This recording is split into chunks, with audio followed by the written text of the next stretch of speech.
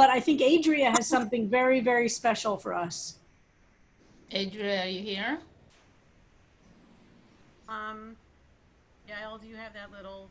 I do, I do. The Billy Joel thing, yes? Yeah, I guess. So just quite simply, Do you see it? yeah, there it is. Oh, Okay. I Can have you to. turn up your gain, Adria? I've gained enough, thank you. All right. So I think that I somewhere in the course of this Psalms class, I started to hear everything like a psalm, no matter what it was. And I happened to be listening to this Billy Joel tune uh, the other day, and I realized between the structure and the way he put it together and its essential message, even though it's about a doomed romantic relationship, the issue of if you need more of me, you can have every bit of it. And within the lyrics, it just reminds me of what we're exploring as far as our relationships to each other and to a higher power, if you may. So I was fooling around with this last week, and I recorded 3 of the voices, and we'll play the 4th one live, and hopefully this will all go according to plan. So let's see how this works. Okay. Make sure my volume is up.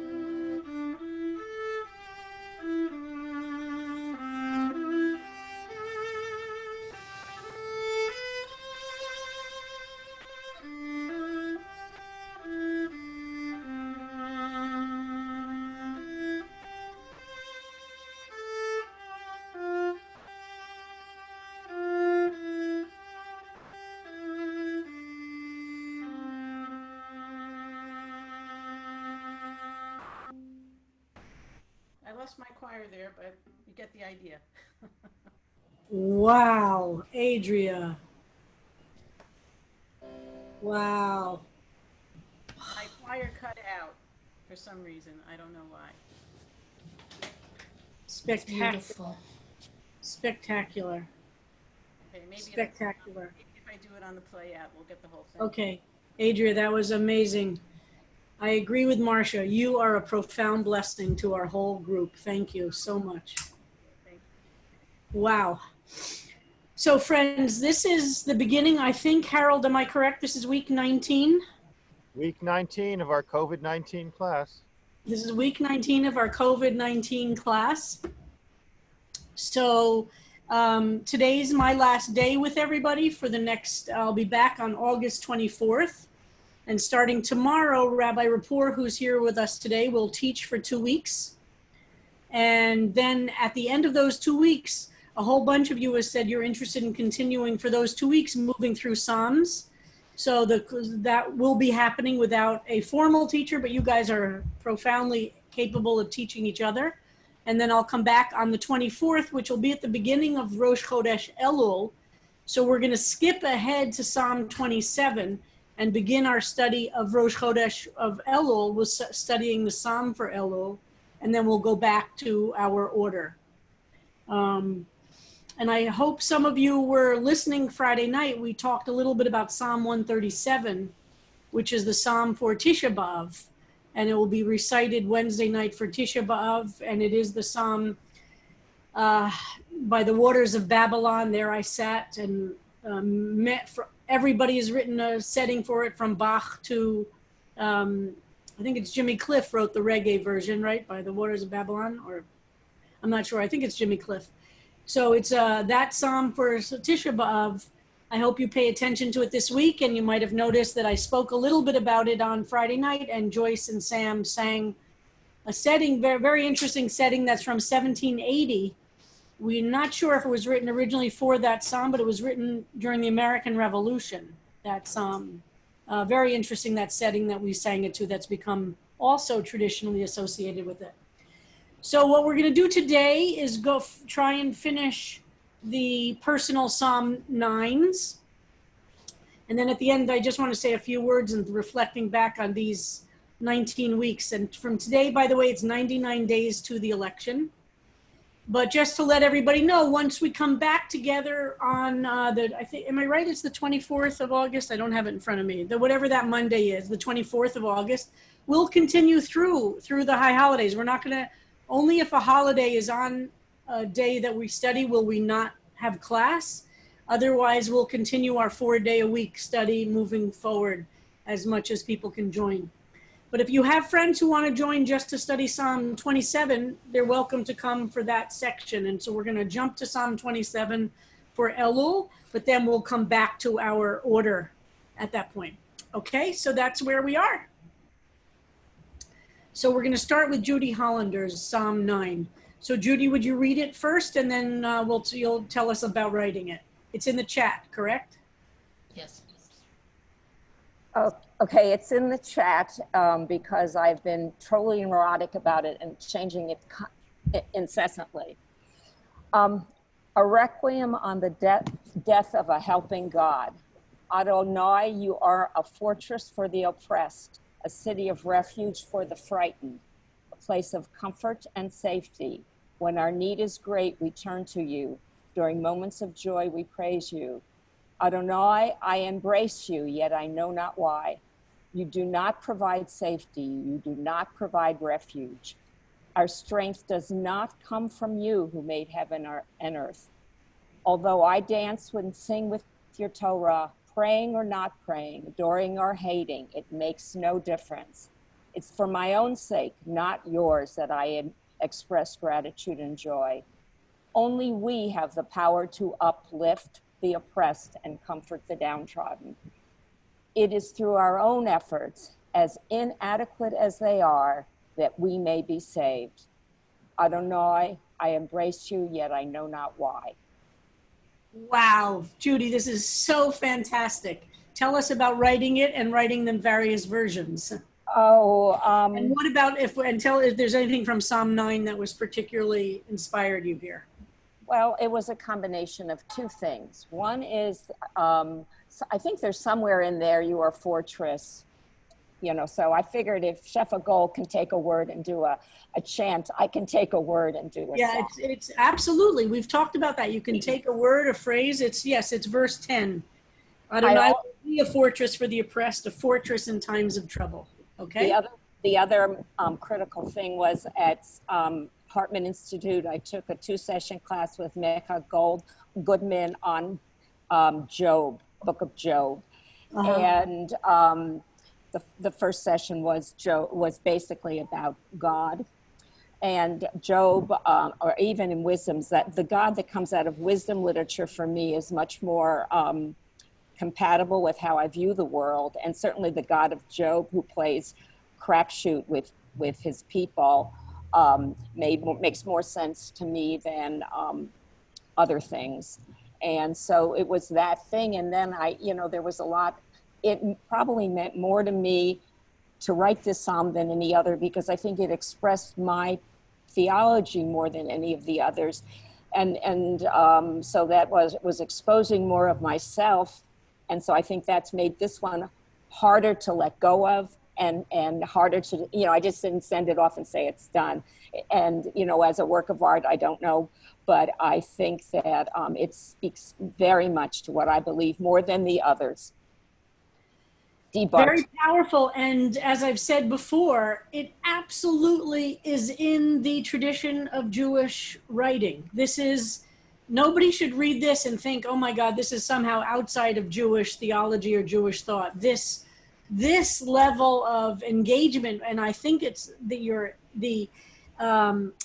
ability to express the anger you have at God, and also the belief you have in humanity at the same time, and that you end by saying, well, okay, I'm embracing you, but I don't know why. That's so deeply Jewish. Yes, because the thing is, if I really lived by my beliefs, I wouldn't be here, but I'm here wholeheartedly. So I needed to somehow put that in. And that ability to live in that kind of that unknownness is so deeply Jewish. And behavior itself is powerful, even if we can't it's not totally rational. This is actually quite a Reconstructionist psalm, what you've written here, in terms of Reconstructionist theology that says all action in the world comes through the human agency.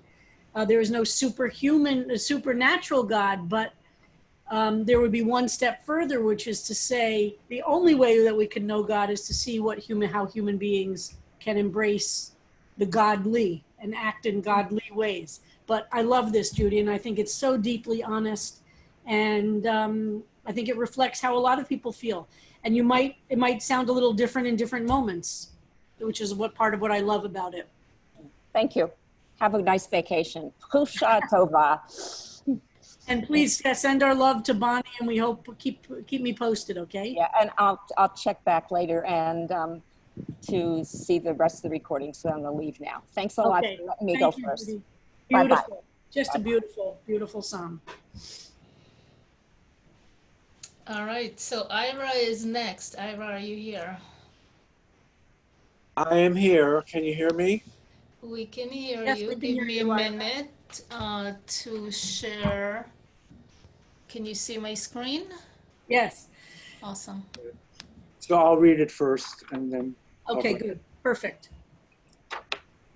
A psalm arising begins to take formation, centered on my breath. You, my protector, wipe out my adversaries, vanquish my demons.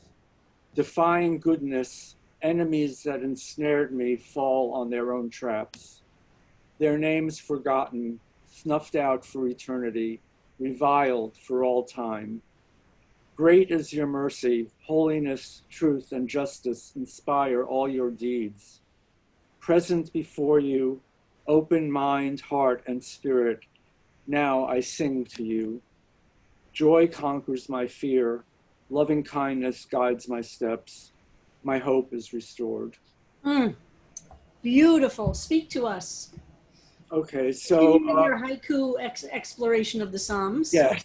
Can you keep it up, Yael, just because it's hard to while I'm speaking. Thank you. So this was particularly challenging for me because I wanted to keep the haiku exploration going, which I did, and I also got kind of excited by the acrostic idea of the psalm. So I decided to do an acrostic that goes both up the alphabet and Aha. backward from the alphabet. So each stanza, all, the odd numbers are going up the alphabet starting ABC, whereas the even number ones are going backward, Y, Ah. W, V, leaving out a few letters because the psalmist did that too. Yeah, exactly. Good form.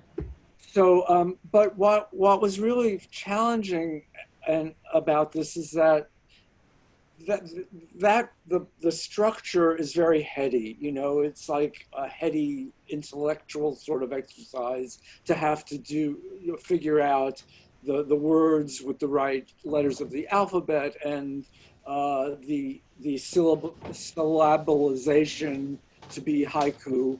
But I also wanted it to express something deep within me. You know, so I didn't want it just to be a head exercise. I wanted it to connect to my heart and my soul. And I struggled with it. And then one morning, when I was meditating, suddenly it just like something clicked inside of me. So, which is why the psalm starts the way it does, a psalm arising, Aha. begins to take Beautiful. formation centered on my breath, because you know Yep. my breath is my focus when I'm meditating. And I also was in a very dark place during, you know, in the time that we were going through the psalm. And so the ending of the psalm, which was also connected to meditation for me, you know, present before you open mind. El, scroll down a little bit so we could see the ending. Well, please. Thank you. You know, present before you, open mind, heart, and spirit. Now I sing. Joy conquers my fear. Loving kindness guides my step. My hope is restored. I did have a moment where the darkness that I was feeling, kind of sunshine came Uh-huh. down upon me, Uh-huh. and there was some light there. And so I did feel at that moment that my hope was restored, basically, that I was able to connect more fully with a hopeful part of me, which I had been having a lot of trouble uh, touching that piece of me. And I struggle with that constantly these past few months during this period. And Yes. you know, so that's the story of the Psalm.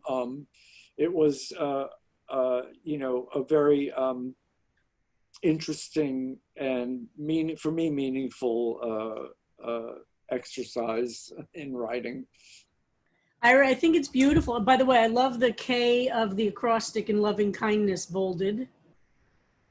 Very, very nice to see you. That's a creative internal acrostic, which exists in the world of acrostics. Like there can be an internal rhyme. It's not just a rhyme at the end of a sentence. You can have an internal acrostic play. So I like that's very creative. And I think that for me, the psalm really functions in this kind of circular way. If there were a way to even write it that way, right? Because you get to this place of joy conquers my fear, loving kindness guides myself, my hope is restored. And then you could go right back into the darkness, and you can kind of the cycle of this psalm is very profound. And I think it's a lot of what we see in Psalms, that we start off in the darkness. We start off with a sense of God's absence. We start off with a sense of holiness is gone. We're only experiencing the darkness of God's absence.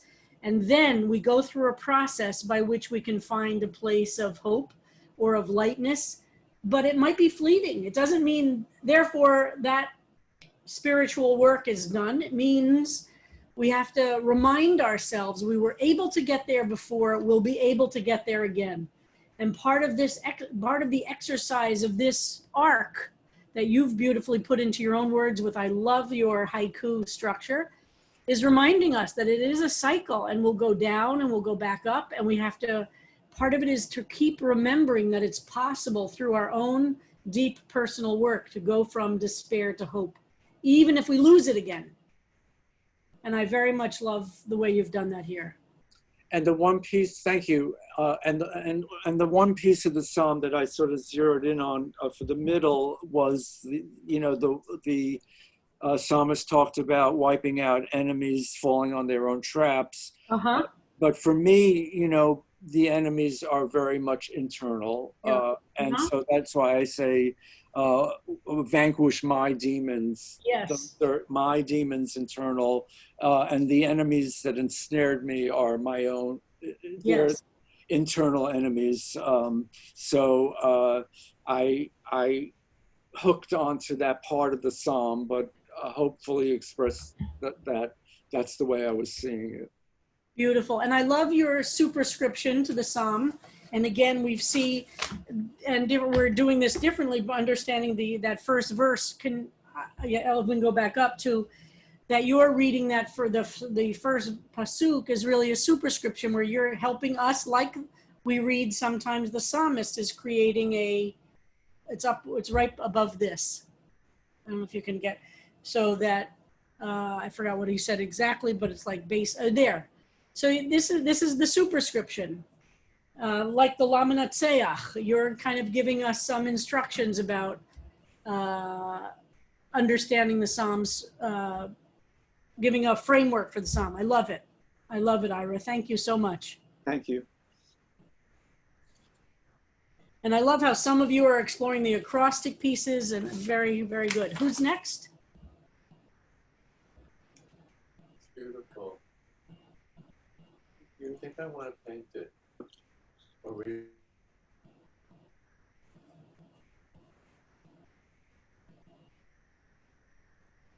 All right, Sarah Siegel is next. Sarah, are you here?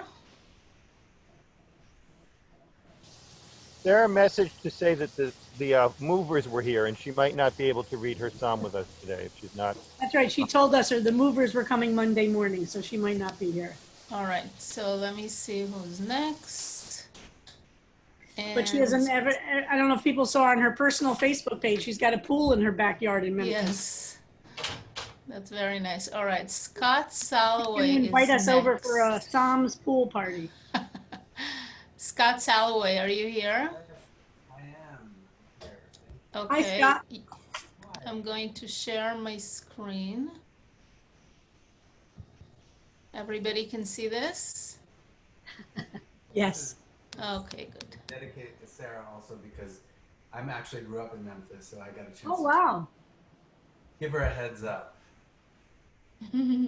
Thank you all, by the way, for this. I'm not one to speak up much, particularly haven't always had much time to, but this psalm I was writing, I decided that this one would be the one. Harold, thank you for pushing people who hadn't written to write. So that was the impetus. But I did want to thank everybody. Wonderful. Because I wrote this really as I was listening to the translations of Psalm 9, particularly the Hebrew. Scott, can you move a little closer to your microphone? It's a little hard to hear. Sure. That's better. Terrific. Okay. Judgy are we? I think, and I praise, I happily exalt. But when I see the suffering around me, what are you trying to teach me? Whom do I trust? Whole nations fall and are lost. All memory of even their names are erased because they are the cause of the suffering. He is a judge who judges whole peoples, but according to what standard? Righteousness, uprightness, the straight and narrow? And what is the price when I fall on the wrong side of his judgment? Will my blood be required? And when we are poor and pitiful, oppressed, wailing and begging, will he indeed not forget us? How do I trust that he will remember me? Is he keeping me alive to enumerate his praises, to have mercy on me when I cry out, to set me against the other who is sent into the deepest pit? Are we doomed to be caught up in the nets we set? Will the creations of our mortal hands ultimately ensnare us? Stop. Meditate on it. Do not be haughty, for we are human. And you, with your weak-lettered name, fleeting but ever present, a judge who shares his name with the poor afflicted, You need us to not forget you, cry to you, to say to him, and to remind us that you do not forget. Wow, Scott, this is fantastic. So tell us about us. Tell us a little bit about it. Well, it's funny you say tell us, because as I said, this was sort of listening to everybody's comments and how it struck me, and it sort of fueled my writing. I had initially just taken the Hebrew words from the psalm that I thought that spoke to me best or most, and I just wrote those down, and then I created the psalm out of those words or phrases, and sort of my own, the way the way they resonated with me. And I struggled, I think, as a lot of people do, with this judgment. Obviously, the judging comes out a lot in this. What does that actually mean? Are we, and how do we fit into that? Is it the other and us, or is it really speaking to us about our own, the potential? Because it's scary, right? It's pretty ruthless toward the enemy. And what about the enemies, as people have been talking about, within us? And so it left me with a lot of questions. So hence, most of the psalm is the question. And then at the end, I took that sort of higayon, and instead of thinking of it as a instrument, I thought about it as just sort of a meditation, and to stop, and then sort of took from the psalm what I got from it. I really appreciated the talking about the weak letters, and the weak letters in God's name, and that really, I had never, in all these years, never really pondered that. And then I also noticed the poor and afflicted, that anavim and aniim, and that there's a vav and a yud in there. And so that was actually very touching to me in the moment when I realized that that sort of part of God's name is part of the poor and afflicted. And it sort of came out in this psalm because of that back and forth over the spelling of it. That was it. It's fantastic, Scott. Have you written before? Have you written poetry before? High school. Isn't that amazing? That's so moving to me, Scott. It is so moving because and this is the way that poetry can express stuff that no other form of writing can get to. You know what I mean? There's a way that poetry, in its nuance, you can say things that are so deep, and you can listen and take things that are so deep that if you had a narrative, it's too dense. It doesn't get to. There's a very profound thing, which is, I think, part of what makes Psalms so powerful, but also that you're writing of it. And I love the idea God is a weak lettered name. I mean, first of all, to take what we're learning about grammar and to understand that there's something powerful, even theologically, in that there's a shiftingness to the Hebrew word for God that the G-O-D does not come close to, right? That sounds so rigid, and it is. It's a German word, Gott. It's that, but Yud-He, Vav-He has a fluidity to it. It has a, Ehyeh, Asher, Ehyeh. I mean, it's like it's not an object that you can hold on to. And we've been just so brainwashed. So even by using the English to say God is a weak lettered name, first of all, the reference is just, I love seeing it there. And what that means doesn't mean weakness. It means it's more fluid or something. So beautiful, beautiful. And the judginess, I think I also really love, because so many of us hate being judged, right? And usually judgment doesn't mean justice. Like when we use the word judge, we have a feeling of being unfairly judged, and trying to get to a place where we understand. And this I learned from many, many years ago. Marcy Kahn took a Psalms class that Marcia Melnick was in many years ago. And I think Judy Hollander, I don't remember who else was there, but Marcy Kahn said, as a judge, she's a judge, she just retired, but she said, I aspire to be a judge for whom the word to judge means to judge justly. Like the problem has been that judgment has become a negative word because we often feel unfairly judged, or judged by people who don't have the right to judge us or don't understand us. And judgment, the word, and it was so beautiful for me to realize, wow, the word judge itself has a negative connotation for us. It doesn't have to. Well, I mean, so it was very moving when she said to me, no, I want to be a judge, and I want to judge without an adjective, because I believe to judge includes justice. So I think that's really, but I think we all experience judgment from our parents, from friends, from God as feeling judgy, which is a good word because it totally tells us exactly that negative, the unforgiving judgment, the superficial judgment, the judgment that doesn't really understand us. Not to mention, we can be judgy, right? Of ourselves and of other people in the same way. Superficial, hostile, and judgy doesn't mean justice or complete. So beautiful. So Scott, just a beautiful exploration.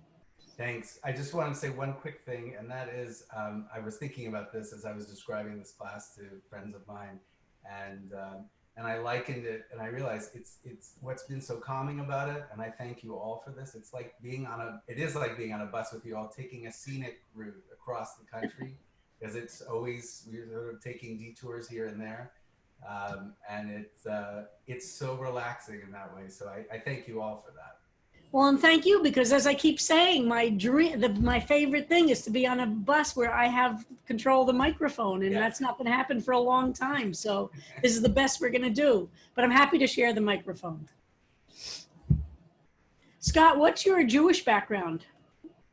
It's complicated, but I grew up, I have part of my family is quite religious, and part is sort of socialist Yiddish, so I have that sort of. That's my father was from a socialist Yiddish family. My mother was from a religious family, and the in-laws did not get along. How shall we say? It wasn't the first time my father was in a synagogue was to marry my mother. And my grandparents on my mother's side, very religious, very, so you can imagine they didn't get along so well. My grandfather on my father's side, who was a Yiddish socialist and completely anti-religious, said about my mother when my father married her, she seems like such a smart girl. Why does she do something so superstitious like light Shabbos candles? Yes. He said that, by the way, of course, in Yiddish, because he never really learned English. Anyway, so thank you, Scott. Welcome. So happy to have you part of the group.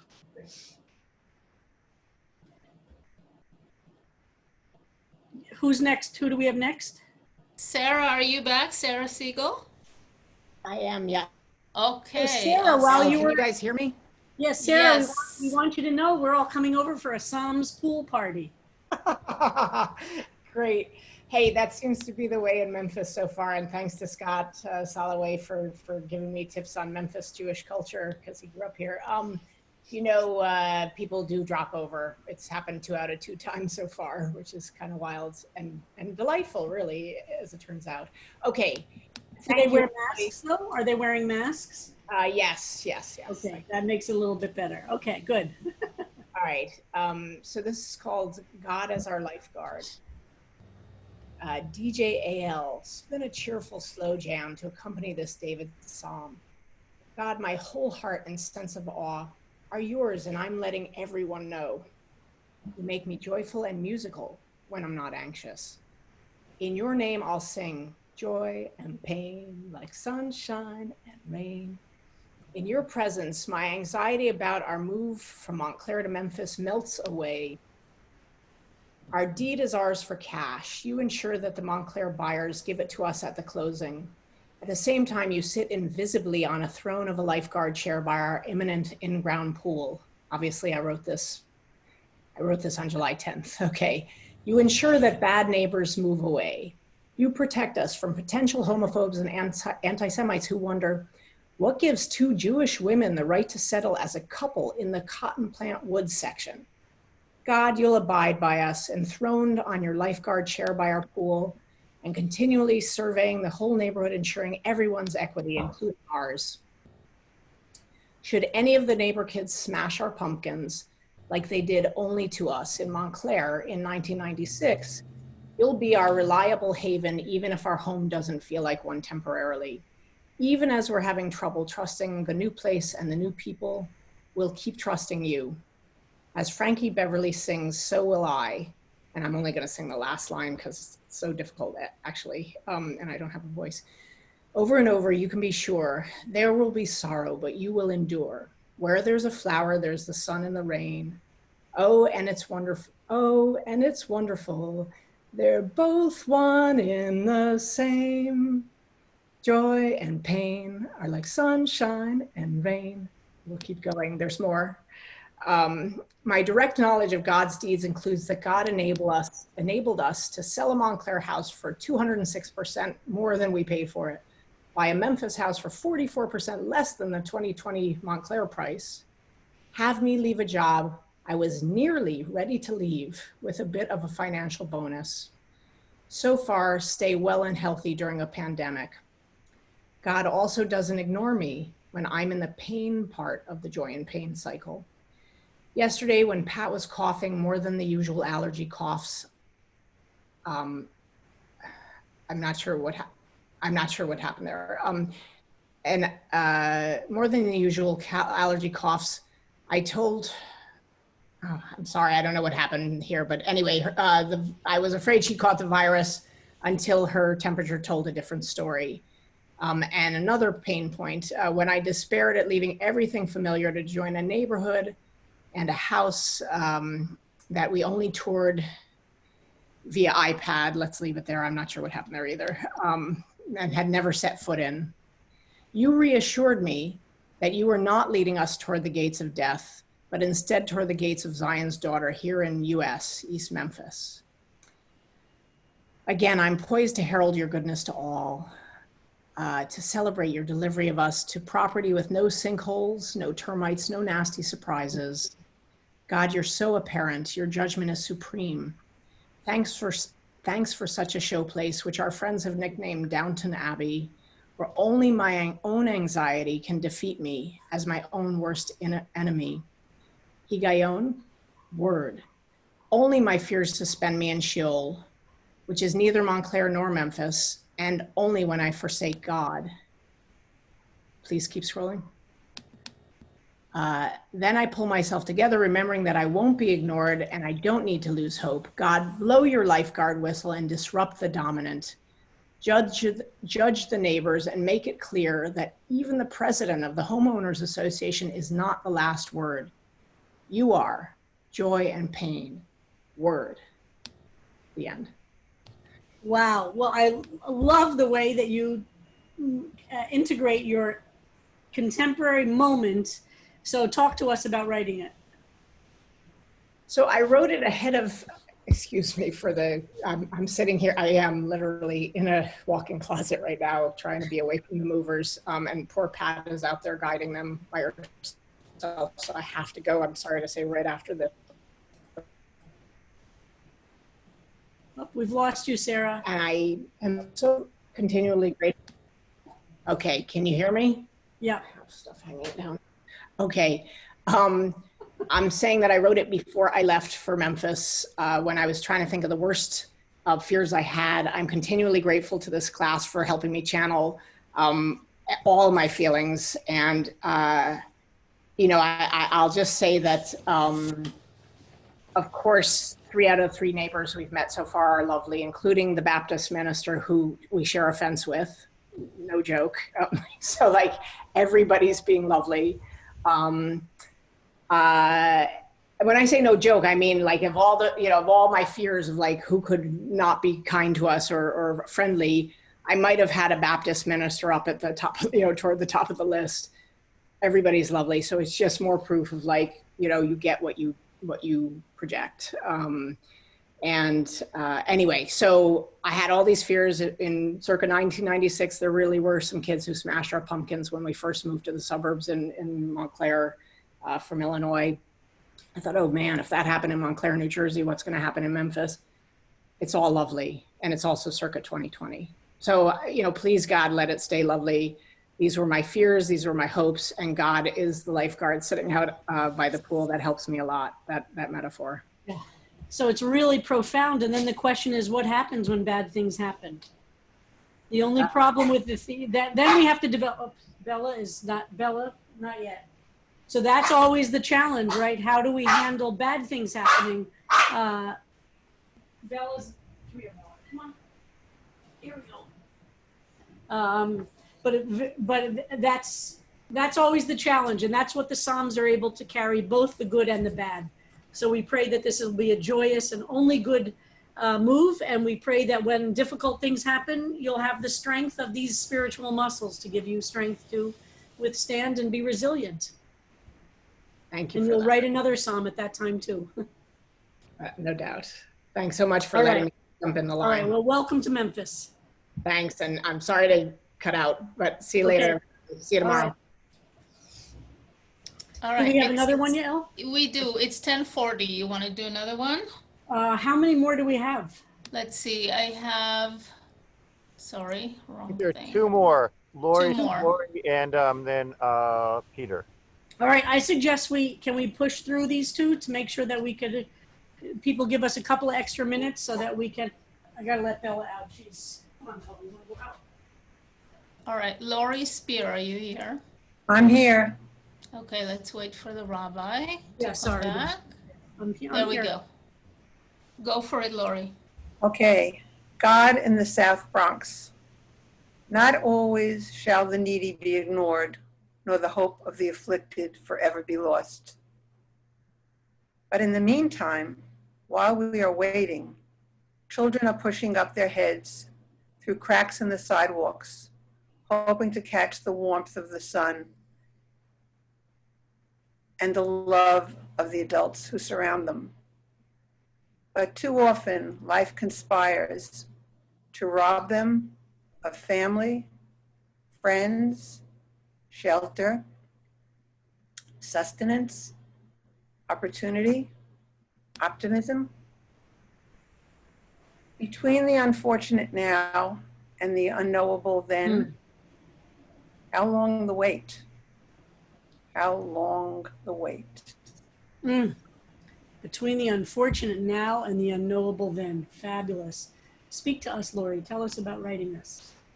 Well, for the last, I started out as an elementary school teacher, and and that was in an upper middle class neighborhood. I taught in my own neighborhood. And for the last 11 years, I've been working in high poverty schools as a teacher trainer. And the kids that I've met have incredible obstacles to overcome, and so little resources are offered to them and their families. And so this was kind of a screech. Just really, really mad about the inequities. Yeah. It's a profound psalm of our time. Profound. And very appropriate for Tisha B'Av. So thank you for this, Lori. I love it. I really, really, really love it. Thank you for writing this. Thank you. Thank you for the opportunity. Peter Klein is the last offering. Peter, are you here? Yes, I am. And Jeremy has been kind enough to offer to read this psalm for me because I usually fall apart halfway through it. There is a... I love that teamwork. Gotta have. There is... Thank you, Jeremy. Sure. I couldn't have found someone kinder to volunteer to do this. There are 2 passages that follow the poem. There are translations of 2 of the sections, one in German, one in Yiddish. Not quite perfect, so please apologies to all whose language skills are far superior to mine. Jeremy, it's all yours. This is the first time I'm hearing anybody read my work aloud other than myself, so. Amalek. Run, David, run. Through orchards and fields, past barns, over tracks, down byways and alleys to the marketplace, and cry out, Amalek is Kumendik, with names scraped from wind-wrecked stell, warlords from old fell and failed. Keep low, David. Keep low and run fast. Bullets aim high. The ghetto walls keep Yid and Goy apart. Amalek kommt. Slam the gates, The shul, our fortress, everyone inside, barricade the doors, seal the windows, children to the cellar, lookouts to the attic. Amalek is do. Our Rav unrolls the scrolls, searching for words to calm the crying and curse the invaders. Scroll after scroll paper the walls with ancient charms, promising us a land of milk and honey, bracing us with ancient hope, now as before, that we will be remembered when Amalek falls. Amalek is arise. They slosh the bricks with oil and joy, their laughter turning brittle and sharp as smoke breathes into our sanctified hall. We hear their shouts, giving thanks at some high altar as the first flame roars, shattering glass, igniting the eternal scrolls. Hold me, David, here in our holy of holies, and know that I will always be with you, here and in the next life. Amalek ist ständig mit uns. Gut, ton nicht verlassen uns. David, mein Kind, know that the Holy One neither slumbers nor sleeps, that he will comfort us when we tremble in the dark place, that we will laugh when our foes perish from memory in times beyond time, when we, his children, continue to sing his praise, grateful for his endless love. Mein Gott, verlassen uns nicht. You want me to read the German? Sure. No, I don't think we should don't do have the time. German now. Okay. I think we should just All do right. the Psalm. And Peter, why don't you, thank you so much for that, Jeremy. Thank you, Jeremy. Peter, would you talk to us about it? Tell us how you went from Psalm 9 to this. Tell us about your process. As it usually happens, I wake up with this. It's fairly cinematic. I heard it in Yiddish and German, and it's an account of terror, and whether it's cinematic from movies I've seen or stories told in my own family. My maternal great-grandfather was a sofer, so the writing of Amalek was sofer is a scribe. Was something that he would have done regularly as a way of prepping to write Torah and mezuzot and so forth. And he was struck down by the Cossacks in front of my grandfather. So the idea of coming into a shtetl similar to my grandparents, and the contrast between the voices here. I take some of this from Der Erlkönig, Goethe's fabulous poem and all of its settings, as a way of watching this terror take place. And yet the contrast with, we do remember the Amaleks. We do remember them by name. And we are often at the wrong end of this realpolitik. But how do we exalt ourselves? What comforts do we have? I think as a Jew, I don't know if this is true for other people, I know where my passport is all the time. I know I have that bag ready to go. And I think those of us who have inherited that kind of stories from our grandparents and parents live with that. No matter how acclimated and assimilated we may be, there is nothing that changes that story as we see in our current day. So I do have those nightmares. Yeah. So that's very profound, coming from the Shema Machita, that their name we will wipe out, you'll wipe out, but we live with the terror of those names forever. Very profound, Peter. Of course, what country would take an American in right now? Isn't that an intense feeling? Yeah. As a Jew, we might want to run somewhere, but with an American passport, it doesn't exactly get us many places. If you stop and think about how many places we could now go, that's a whole other level of terror we have right now. I don't even know which country would let, first of all, that you could get a flight to it or that you could get in with an American passport. We can't even go to Canada right now. No, it's curious that I was scheduled to go on a study tour in Poland. And that's one place where not only would Americans be able to go and be quarantined, that I couldn't make that return even if I tried. It's just. No, we can't go to Israel. You can't get into Israel right now if you're not a citizen. You can only go into Israel if you're making Aliyah. Really? You cannot, as an American Jew, go visit Israel right now. And let me again thank Jeremy. You couldn't have read it more closely to the way I heard it. Thank you. Well, thank you, everybody. These were an incredible exploration of a very complex psalm, and very moving that people took very different pieces of it and explored places in your souls. And I'm so deeply moved, as I keep being, at your sharing those places with all of us. And I keep encouraging people, if you haven't done this yet with a psalm, go for it, jump in whatever form, whatever way it takes. And so I will be listening. I'll listen to all the recordings of the psalm, of your studying Psalm 10, and look forward to coming back with you. I will be studying on my own during this time. I never stop. And I just, again, it's an incredible journey we're all on together. And I think you lift me up, I lift you up, we all lift each other up to carry us through these times. And it's going to get very intense in these 99 days. And Psalms are going to be a very profound life jacket to keep us floating. So I'm moved to be doing this with all of you. So Adria, are you going to sing us out or play us out? Yeah, I think that there seem to be some technical issues with the previous selection. So, Yael, I'm just going to do the Bach instead to play us out.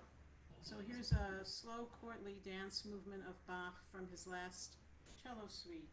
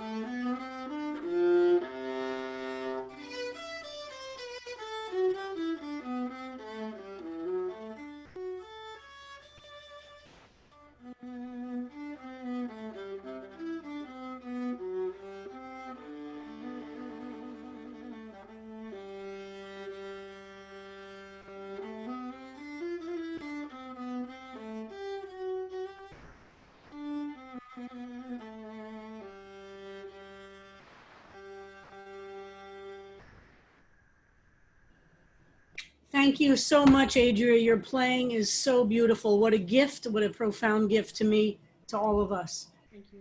Thank you, everybody. Hang in there, everybody. We're all in this together.